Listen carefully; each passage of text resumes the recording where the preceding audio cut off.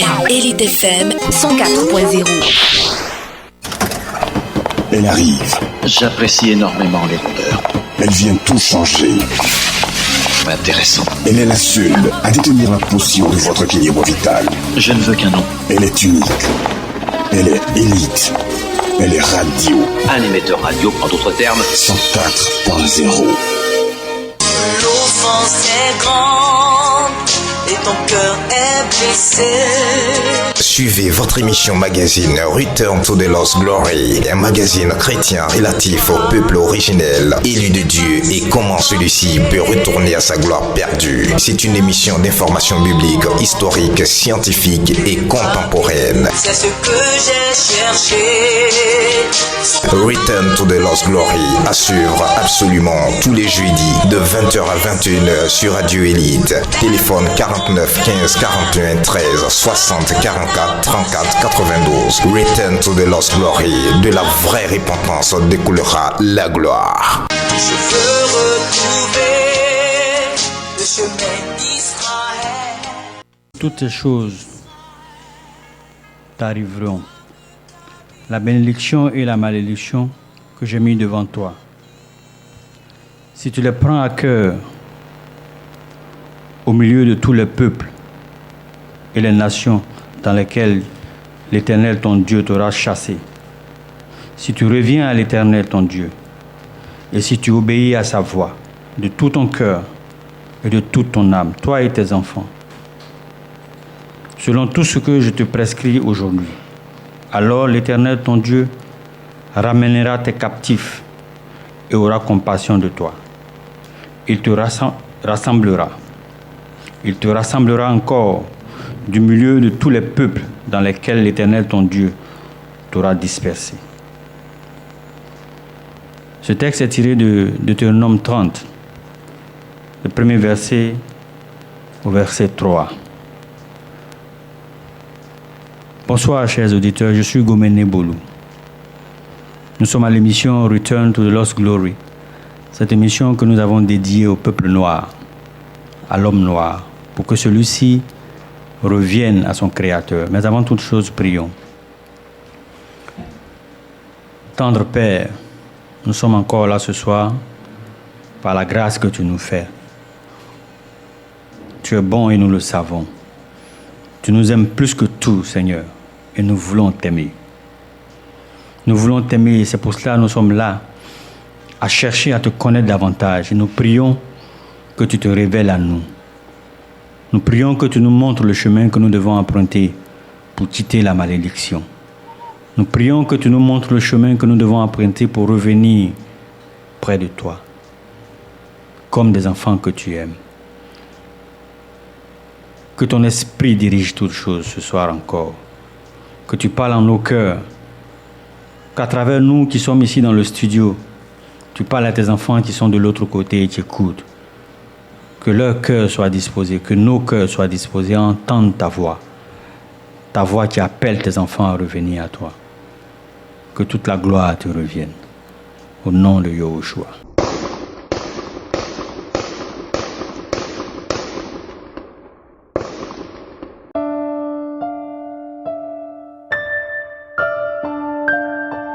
Tout est dit dans Deutéronome 28.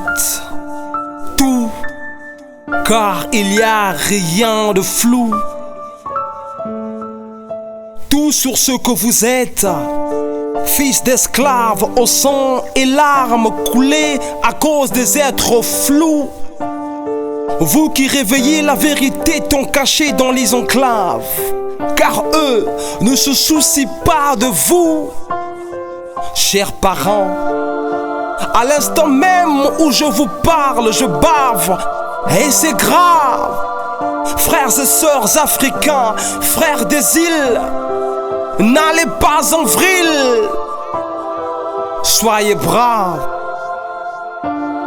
Je vous prie d'être toujours fiers, très chers. Vous êtes les vrais fils d'Abraham. Oui. C'est à vous que Moïse parlait, à vos ancêtres qui subissaient les blâmes. Vous aviez porté la chaîne au cou, cicatrisé vous étiez par des lames.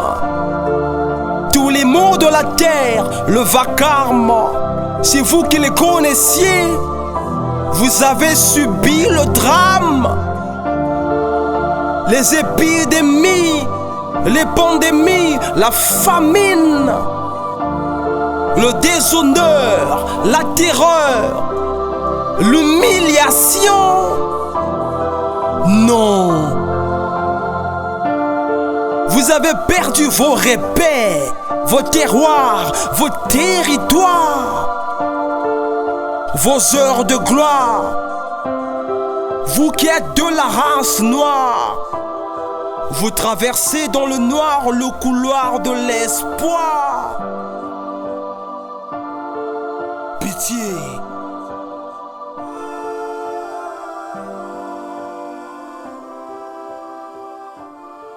Alors, nous allons continuer cette émission dans les informations que nous donnions déjà. Je suis dans ce studio avec ma sœur Phoebe. Bonsoir Phoebe. Bonsoir. Et la semaine dernière, nous parlions de ces éminents savants grecs qui donnaient leurs avis, qui faisaient des déclarations sur le peuple égyptien, le peuple noir, de ceux qui vivaient en Égypte à l'époque de Moïse, à l'époque de Joseph. Et justement, Aristote, que je veux dire, tout le monde connaît normalement, qui est un savant grec. Tous ceux qui ont fait la terminale. En tout cas, connaissent bien Aristote. Ceux qui font la philosophie connaissent bien Aristote, c'est ça? Effectivement. Alors, Aristote, il dit que les Égyptiens sont classés dans la classe des Éthiopiens anciens, dans ce peuple qui ont une peau. Et ils ont une peau excessivement noire. Voilà. C'est Aristote qui le dit. Aristote a vécu de 398 à 322 avant Jésus-Christ.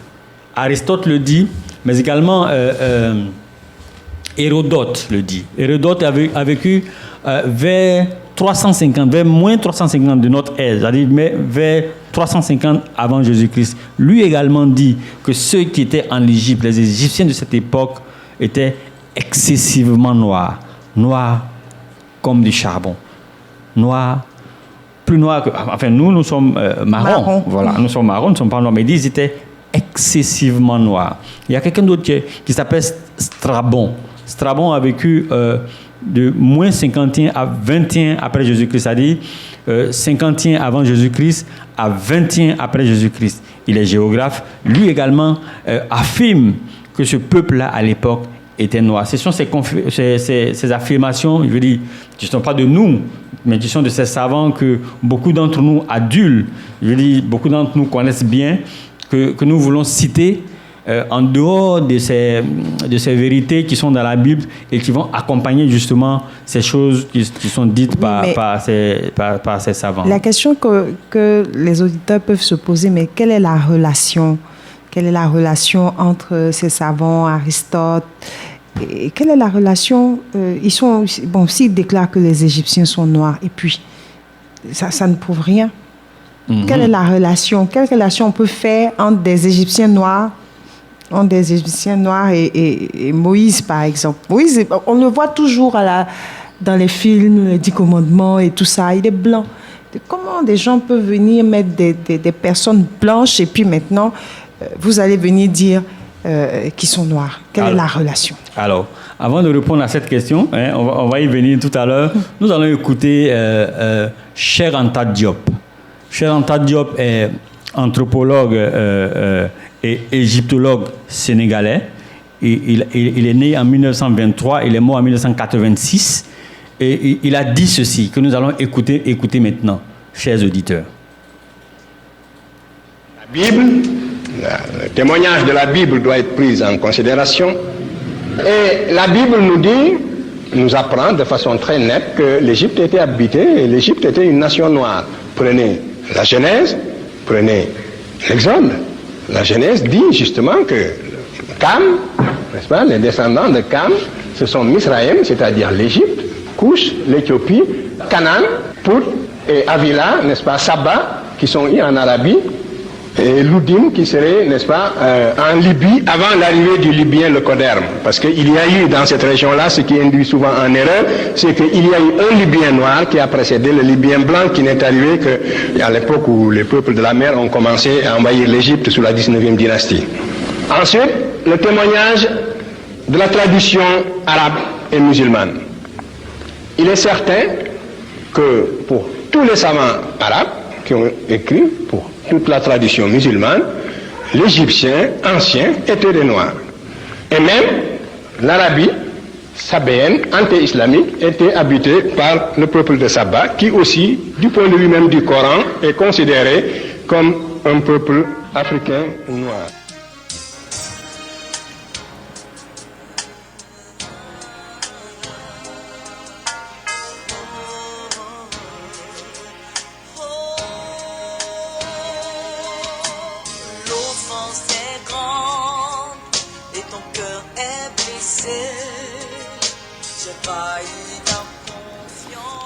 Voilà, chers auditeurs, ce que dit Cheikh Anta Diop. Nous avons tous ensemble entendu et justement nous allons lire la Bible et faire un petit commentaire par rapport à ce qu'il a dit. C'est vrai que nous n'allons pas citer le passage qu'il a indiqué, Genèse 6, mais nous allons lire autre chose. Justement, mais toujours dans le livre de la Genèse, mais plutôt Genèse 50. Genèse 50 à partir du verset 7. Genèse 50 à partir du verset 7 et peut-être ma sœur Phoebe va faire la lecture. Genèse 57. Joseph monta pour enterrer son père. Avec lui montèrent tous les serviteurs de Pharaon, anciens de sa maison, tous les anciens du pays d'Égypte, toute la maison de Joseph, ses frères et la maison de son père. On ne laissa dans le pays de Goshen que les enfants, les brebis et les bœufs. Il y avait encore avec Joseph des chars et des cavaliers, en sorte que le cortège était nombreux. Arrivé à l'ère d'Attat, qui est au-delà du Jourdain, il fit entendre de grandes et profondes lamentations. Et Joseph fit en l'honneur de son père un deuil de 7 jours. Les habitants du pays, les Cananéens, furent témoins de ce deuil dans l'ère d'Attat.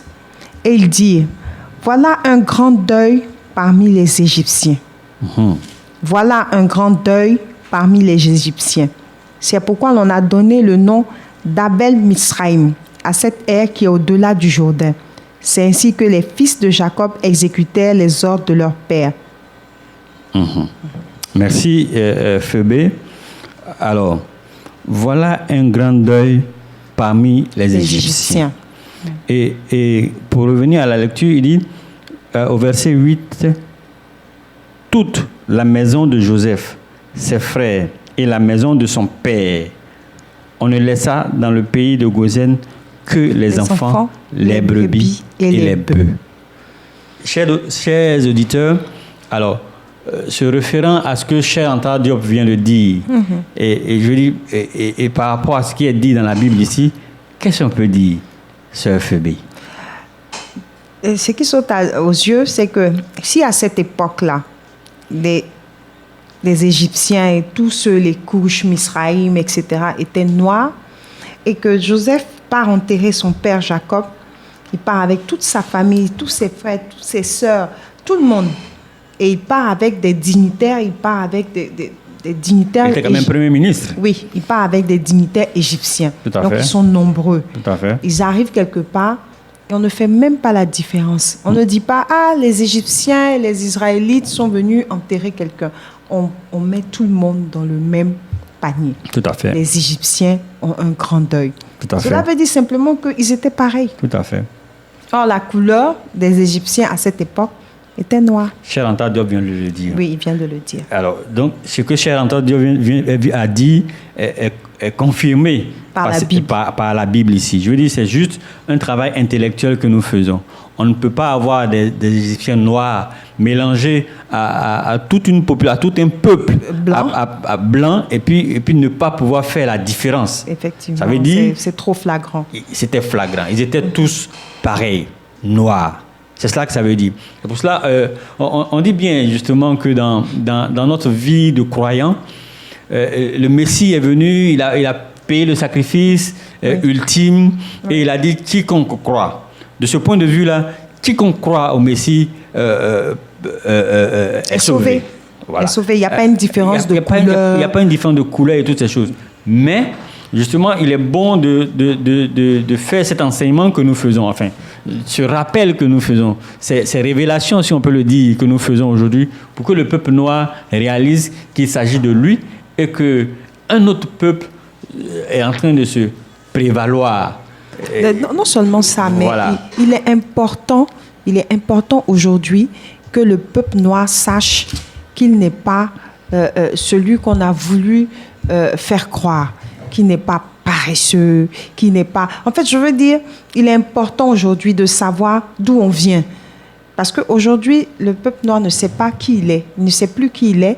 Et c'est voilà le seul peuple, le seul peuple qui sait parler toutes les langues du monde, qui connaît parfaitement les histoires du monde entier, excellent, mais qui ne connaît pas son histoire, qui ne parle plus sa propre langue, tout à fait, qui est complètement et totalement déraciné. Quand on voit la montée fulgurante de la Chine, ils n'ont pas laissé leur valeur. Ils n'ont pas laissé ce qu'ils étaient. Ils ont toujours adoré les dragons, ils continuent à adorer les dragons jusqu'à aujourd'hui. Et je pense que le dieu dragon leur rend bien. Tout à fait. En les rendant si excellents, si c'est de vrais copieurs. Et vraiment, c'est parfait pour eux. Mais parce qu'ils sont restés fidèles à leur dragon. Mais nous, qui avions le sacerdoce, selon Amos... Sacerdoce royal, oui, Amos 4:6. Oui, on a abandonné le sacerdoce pour des citernes crevassées, pour des puits qui n'ont même pas d'eau. Tout à fait. Donc, du coup, on ne peut revenir à notre gloire perdue que si on revient de tout notre cœur à l'Éternel. Et c'est ce que dit Deutéronome 30. Il faut revenir de tout le cœur, de tout notre cœur à l'Éternel. Et c'est comme ça qu'il va nous regrouper à nouveau. Tout ce peuple dispersé à travers le monde, parmi toutes les nations du monde, va être ramené à lui, ramené à l'Éternel. Alors, il y a une sœur, s'il te plaît, qui s'appelle Adassa Oshorun. Elle a un site internet dans lequel elle parle, qui a dit que aujourd'hui, c'est tellement facile de découvrir qui étaient les vrais Israélites, parce que ça a été vraiment une grande question pour un certain nombre de gens. Quand ils se disent, mais bon, on va vers la fin des temps, il y a ci, il y a ça, il y a tellement de choses, mais on ne reconnaît pas où sont les 12 tribus, et on a retrouvé certaines tribus, mais il y a encore des tribus perdues. Et par quel signe, comment peut-on identifier les Israélites perdus? Et cette sœur-là fait remarquer qu'en fait, on ne peut les identifier que par la malédiction et la bénédiction. On prend Deutéronome 28, on regarde à qui s'est appliquée la bénédiction. Ça, c'est un pan. Mais il ne suffit pas seulement de s'arrêter à qui s'applique la bénédiction. Il faut avancer. Deutéronome 28, mais du côté de la malédiction. Et regardez si dans tout ce qui est dit de ce peuple-là, est-ce qu'il y a un peuple sur la terre à qui s'est appliqué tout cela? Oui, tout à fait. Et elle dit, le signe de reconnaissance, c'est la malédiction. La malédiction est le signe de la reconnaissance du véritable peuple israélite. C'est-à-dire, la qualité de la malédiction qui s'applique à ce peuple montrera effectivement quel peuple il est. Est-ce qu'il est le peuple élu de l'Éternel ou il ne l'est pas? Est-ce qu'il est le peuple qui subit toutes les malédictions promises par l'Éternel si ce peuple en question se détournerait de lui? Est-ce que ces malédictions s'appliquent au peuple noir? Et justement, elle le dit. Elle le dit que le peuple... Il n'y a pas de doute. Il n'y a pas de doute. Et en plus d'elle, je voudrais parler ce soir de Marcus Garvey. C'est vrai qu'on l'associe, on le colle directement au rastafarisme, mais il y a d'autres biographies de Marcus Garvey. Marcus Garvey, il est né le 17 août 1887, il est mort le 10 juin 1940 à 53 ans. Okay. Et Marcus Garvey, aujourd'hui, les Rastas se l'approprient comme leur prophète. Mais avant qu'il ne soit leur prophète, c'est eux qui disent que c'est leur prophète. Mais Marcus Garvey était un syndicaliste. Marcus Garvey, il était un syndicaliste et il a dit des Noirs, partout, le nègre est marginalisé, maintenu de force au bas de l'échelle sociale de l'humanité parce que noir, sans la moindre considération, ni pour ses qualités humaines, ni pour ce qui pourrait être son intelligence ou ses dons. Nulle part, le nègre ne jouit de la moindre dignité humaine. Partout, il est serf, esclave ou péonné.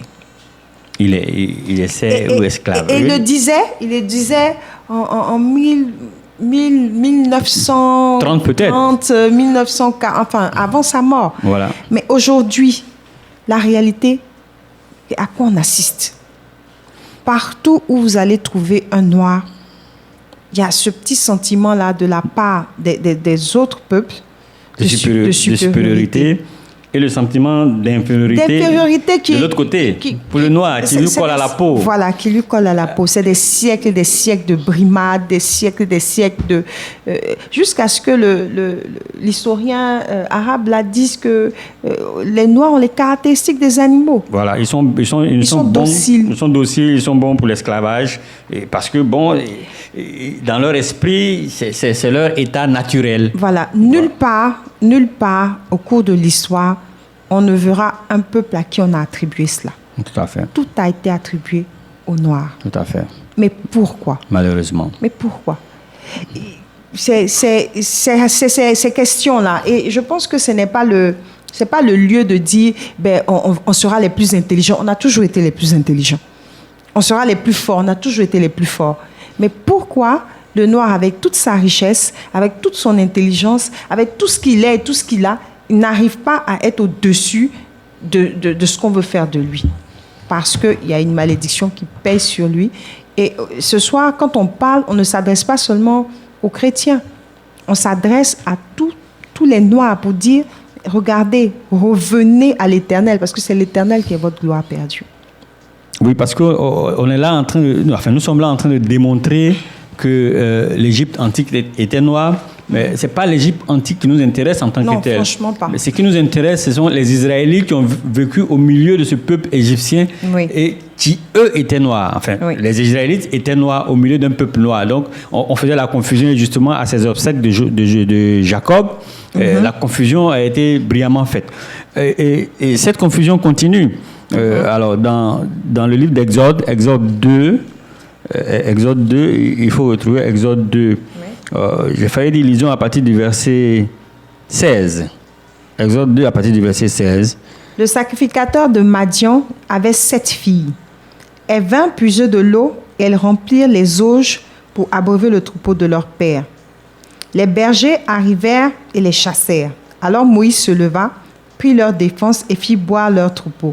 Quand elles furent de retour auprès de Réuel, leur père, il dit, pourquoi revenez-vous si tôt aujourd'hui? Elles répondirent, un Égyptien. Elles répondirent, un Égyptien nous a délivrés de la main des bergers, et comme il nous a puisé de l'eau, et même il nous a puisé de l'eau et a fait boire le troupeau. Voilà ce que dit la Bible.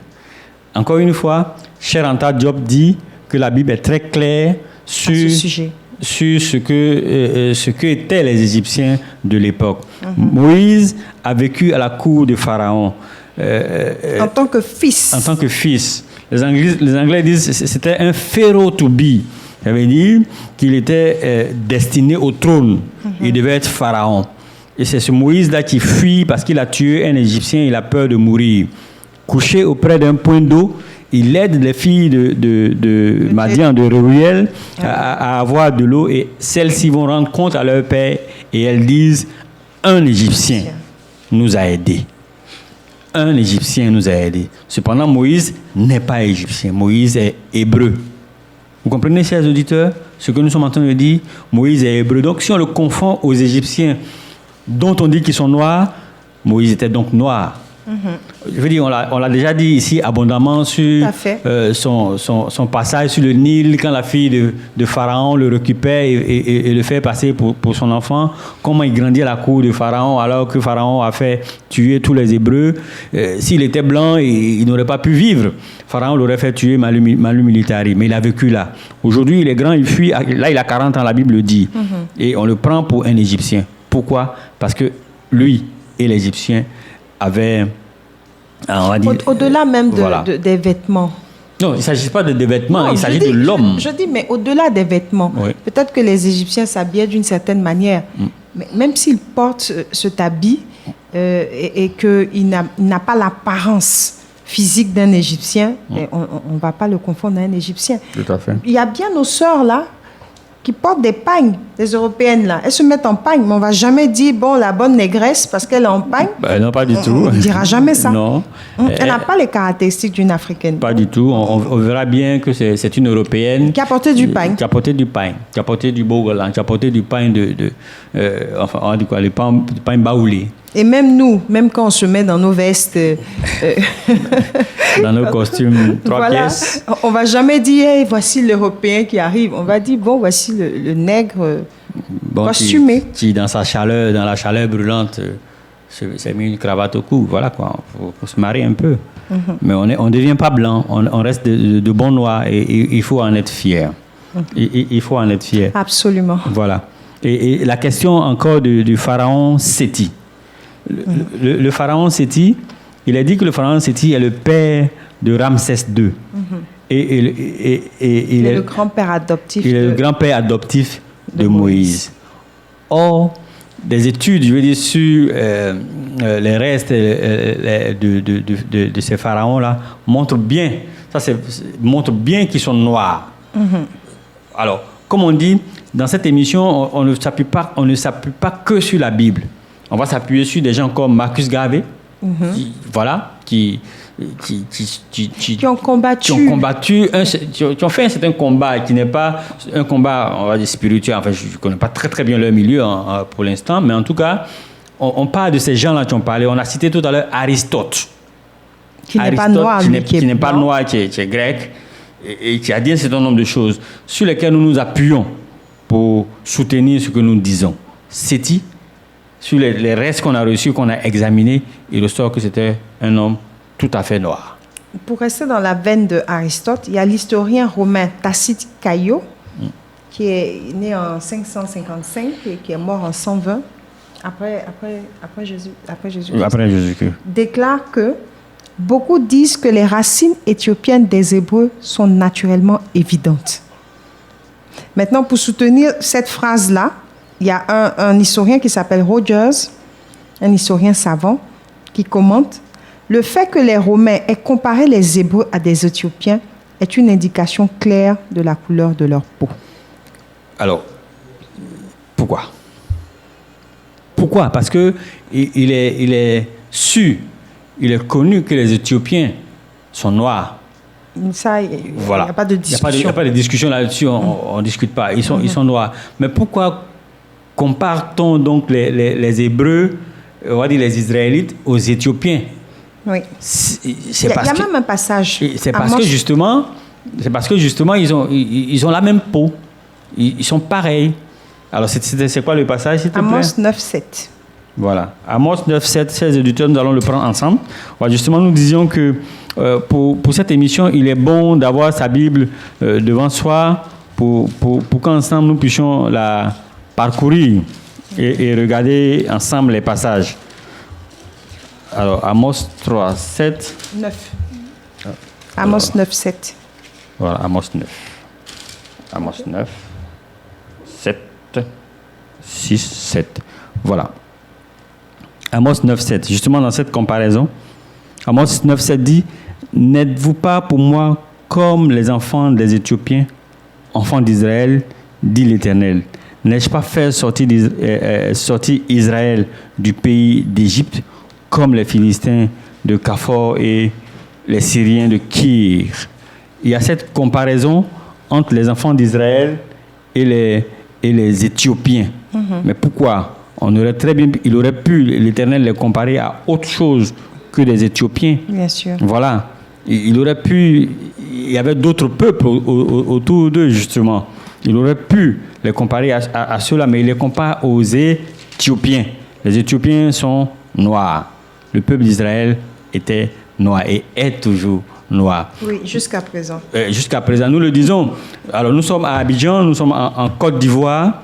Nous disons qu'en Côte d'Ivoire, justement, l'église baptiste Œuvre et Mission, je ne sais pas si c'est le nom exact. Avec le fondateur. Avec le fondateur Yaé Dion Robert, le pasteur Yaé Dion Robert, ils sont en ce moment en préparation du Siamel? Non, ils ne sont pas en préparation, ils sont en plein dans le Siamel. Ah, ça a commencé? Oui, ils sont en plein dans le Siamel en ce moment. Et ce monsieur a dit, il le dit, il ne le cache pas, que les Yakouba, dont il est...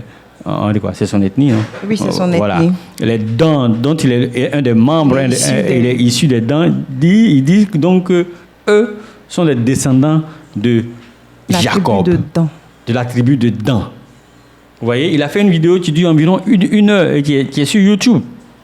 Et dans cette vidéo, voilà. il y a des Israéliens. Je pense que vous avez retenu la leçon de la différence. La première émission, la différence qu'il y a entre un Israélite et entre un Israélite, un Israélien, un Juif. Il y a vraiment de grandes différences. Mais aujourd'hui, pour s'aimer la confusion, le trouble, on mélange tout. Mais ce n'est pas pareil. Alors donc, des Israéliens sont venus le rencontrer. Les Israéliens sont des nationaux d'Israël. Comme nous sommes Ivoiriens. Voilà. Donc, des Israéliens là-bas sont venus, puisque, pour rencontrer les tribus, une tribu perdue qui serait en Côte d'Ivoire. Qu'on a retrouvée en Côte d'Ivoire. Une tribu d'Israélites perdus qu'on a retrouvés en Côte d'Ivoire. Justement, les Dans font partie de cette tribu. Les Yakouba. Les Yakouba font partie de cette tribu perdue. Mais les Yakouba ne sont pas blancs. Les Yakouba ne sont pas blancs, chers amis. Ils ne sont même pas métis, même. Pas du tout. Ils sont très noirs. Ils sont très noirs. Voilà. Voilà. Donc, les Israélites dont nous parlons sont bel et bien noirs. Wow. Ils sont bel et bien noirs. Comme beaucoup de ceux qui nous écoutent aujourd'hui, il y a peut-être des Européens qui nous écoutent, mais ils sont bel et bien noirs. Quand on va sur YouTube, il y a beaucoup d'informations sur la question. Nous vous encourageons à chercher et nous vous encourageons à agir par rapport à cette information. Nous allons souffler un peu en musique et puis revenir pour continuer cette émission qui... Mais comment le Vatican a-t-il trompé toute l'humanité, disant que les Hébreux étaient des Blancs? Vanité. Tous les religieux, les chrétiens, se sont laissés aveugler pendant des siècles. Incroyable, c'est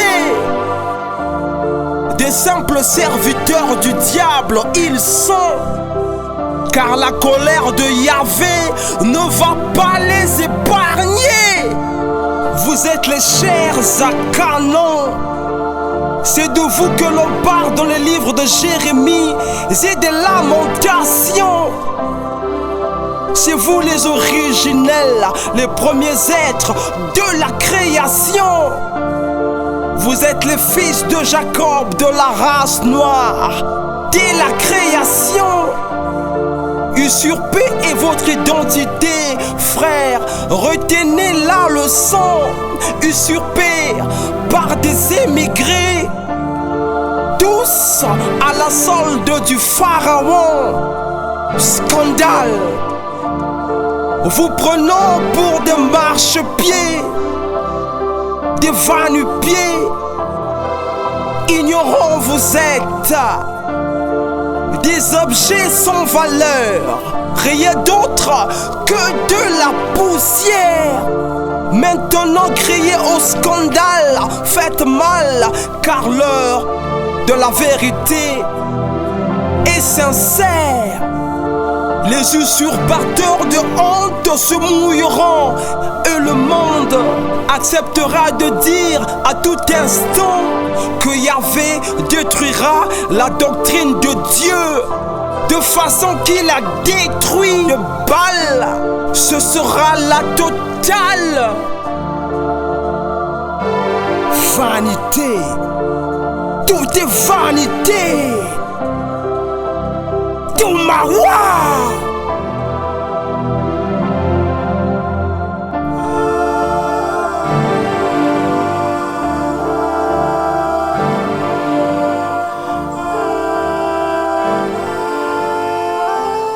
Radio Élite.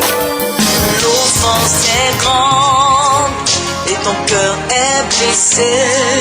Suivez votre émission magazine Return to the Lost Glory, un magazine chrétien relatif au peuple originel, élu de Dieu et comment celui-ci peut retourner à sa gloire perdue. C'est une émission d'information biblique, historique, scientifique et contemporaine. C'est ce que j'ai cherché. Return to the Lost Glory à suivre absolument tous les jeudis de 20h à 21h sur Radio Élite. Téléphone 49 15 41 13 60 44 34 92. Return to the Lost Glory.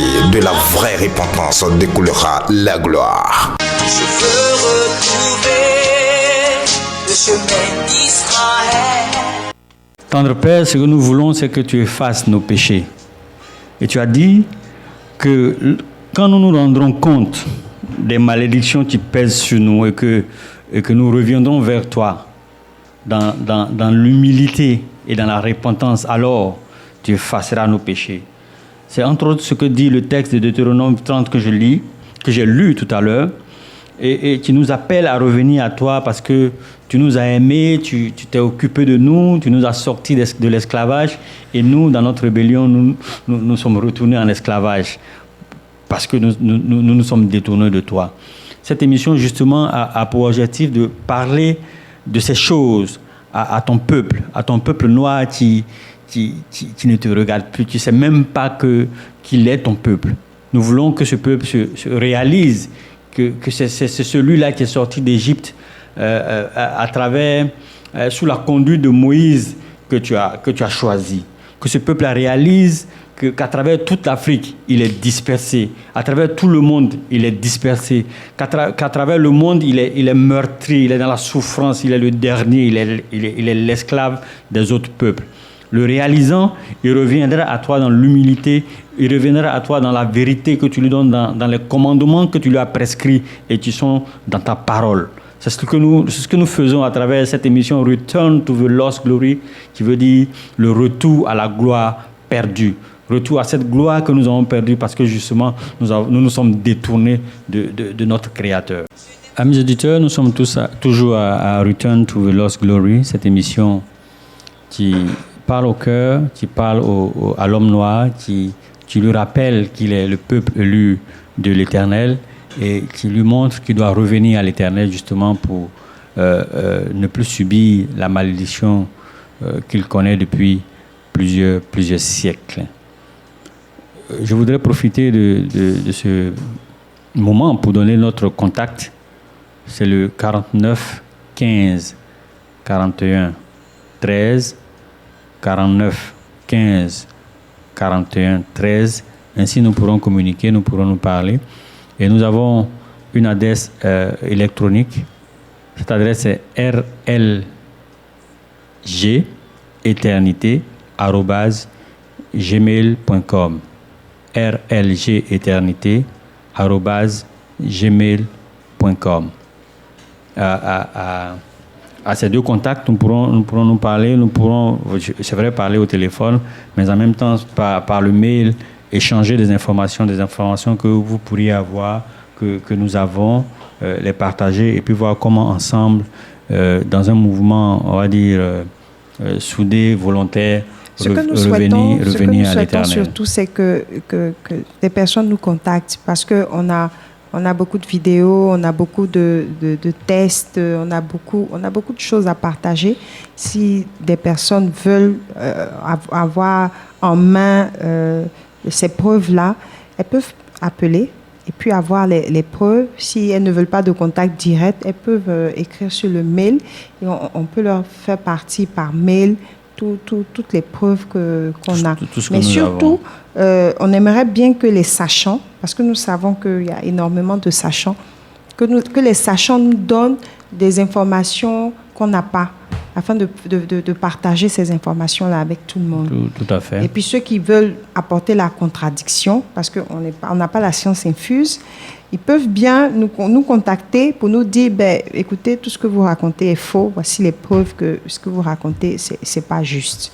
Voilà. Et Voilà, donc je vais rappeler le contact, c'est le 49 15 41 13. 49 15 41 13 et l'adresse électronique rlgeternité@gmail.com. Nous allons continuer dans cette preuve biblique et toujours avec Moïse et Élie dans le livre d'Exode, Exode 4, à partir du verset 6.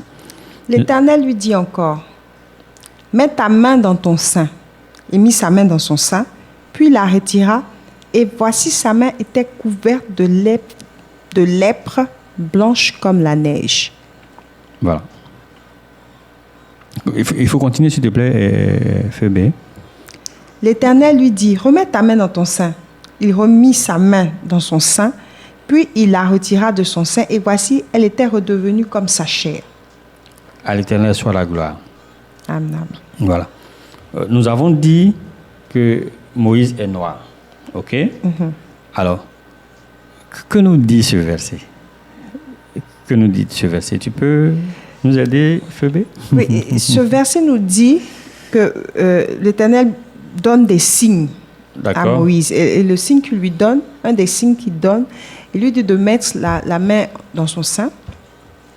Et quand Moïse retire sa main de son sein, elle devient blanche comme la neige. OK. Bon. La question, c'est... Voilà. En quoi est-ce que c'est un signe?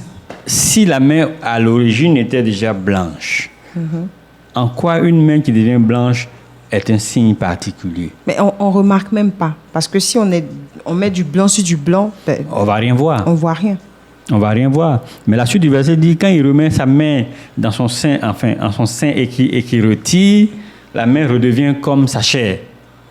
Ok, donc à l'origine, sa chair n'était donc pas blanche. Non, pas du tout. Elle était autre chose que blanche. Mais pas blanche. Voilà. Mais cette autre chose, on a la preuve que c'est noir, puisque tout ce dont nous avons parlé jusqu'ici montre que Moïse et les autres Hébreux étaient noirs. Étaient noirs. Voilà. C'est une autre preuve de ce que nous disons que ce peuple-là, c'est nous. À l'Éternel soit toute la gloire. Vous voyez, chers auditeurs, nous lisons la Bible. Nous avons lu la Bible, pour certains d'entre nous, pendant plusieurs années. Franchement. Et ces choses-là nous ont échappé. Ces choses-là n'ont pas été perçues. Oh, ce n'est pas de notre faute. Parce qu'en réalité, voilà, on me fait signe qu'il reste 2 minutes. Je ne vais pas développer cela, mais enfin, le peuple israélite, pas israélien, le peuple israélite, le peuple hébreu, originel, le peuple choisi par l'Éternel et sorti d'Égypte par la main forte de l'Éternel, le peuple conduit par Moïse était noir. Et est noir. Est noir. Toujours. Il faut le retenir, il faut chercher, et surtout chercher comment revenir à l'Éternel pour lui être fidèle. C'est ce qui est le plus important. Revenir à lui. Dans ses moindres détails. Dans les moindres détails des commandements qu'il a prescrits. Dans les moindres détails de ce qu'il aime, de ce qui constitue pour lui un parfum d'agréable odeur. Le peuple noir doit revenir à lui et abandonner ses fleuves, ses rivières, cailloux, les masques. Abandonner ses arbres, ses masques, ses statues, même dans l'église. Ses canaries, ses conneries, voilà. Ses coris. Nous vous disons merci d'avoir suivi cette émission. Nous serons là encore par la grâce de l'Éternel dimanche prochain, qui nous garde, qui veille sur nous. Jeudi prochain, à 20h, qui nous garde et qui veille sur nous, qui veille sur nos familles. À lui soit toute la gloire, au siècle des siècles. Amen. L'offense est grande et ton cœur est blessé. Suivez votre émission magazine Return to the Lost Glory, un magazine chrétien relatif au peuple originel, élu de Dieu et comment celui-ci peut retourner à sa gloire perdue. C'est une émission d'information biblique, historique, scientifique et contemporaine. C'est ce que j'ai cherché. Return to the Lost Glory à suivre absolument tous les jeudis de 20h à 21h sur Radio Elite. Téléphone 49 15 41. Radio Elite FM.